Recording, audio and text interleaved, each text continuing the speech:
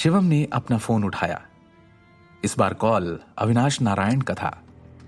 जब से उसने अविनाश को व्यापार करने के लिए अरबों रुपए दिए, उसने कभी उससे संपर्क नहीं किया। अविनाश नारायण एक ऐसा व्यक्ति था जो जानता था कि उसे क्या करना है। अगर कोई ऐसी परेशानी आन पड़ती है जिसे वो खुद न संभाल सके, ऐसे ही वक्त वो शिवम को फोन करने की पहल करेगा। शिवम सर, क्या आप व्यस्त हैं? अविनाश ने सम्मानपूर्वक कहा। नहीं, तुम बोलो, शिवम ने कहा। शिवम सर, मैं कुछ समय से योजना बना रहा हूँ। आज मैंने बोर्ड ऑफ डायरेक्टर्स में सिंघानिया परिवार के गुट के सभी शेयरधारकों को साफ कर दिया है और स्टार रियल एस्टेट कंपनी का पूरा कंट्रोल प्राप्त कर लिया है। मुझे लगा आपको स्थिति की रिपोर्ट देना जरूरी है। अविनाश ने जल्दबाजी के स्वर में कहा, मानो वो बहुत बड़ा दबाव झेल रहा हो।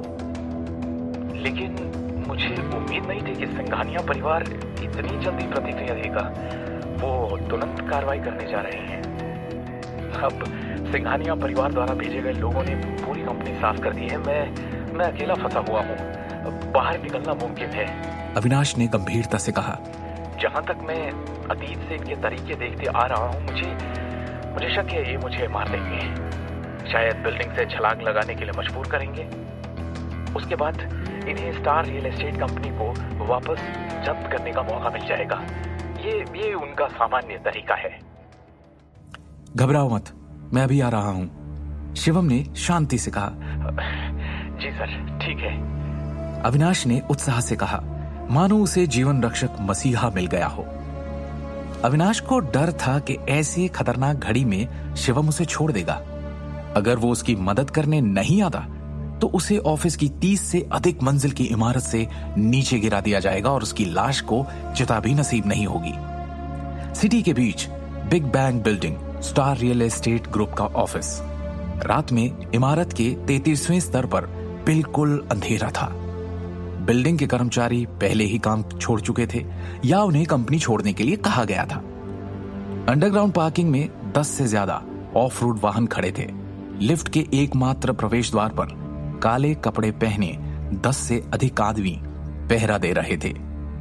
33 मंजिल पर अध्यक्ष के कार्यालय में अविनाश नारायण अध्यक्ष की सीट पर बैठा था। वो बेचैन था और उसके माथे से पसीना टपक रहा था। वो एक के बाद एक कप चाय खत्म किए जा रहा था। दरवाजे पर ऐसी आवाज आ रही थी जैसे बाहर से कोई लोग उस पर लात मार रहे हैं। बाहर आ नारायण, तुझे क्या लगता है अंदर छुप कर बैठेगा तो बच जाएगा? तुझे पता है ना आज तेरी मौत है। सिंघानिया परिवार के लिए काम करता है और उन्हीं को धोखा देता है, नमक हराम। बाहर आ।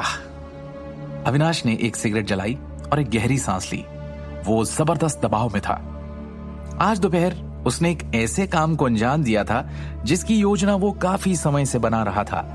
उसने ये काम करने के लिए शिवम के बहुत सारे फंड का इस्तेमाल किया था।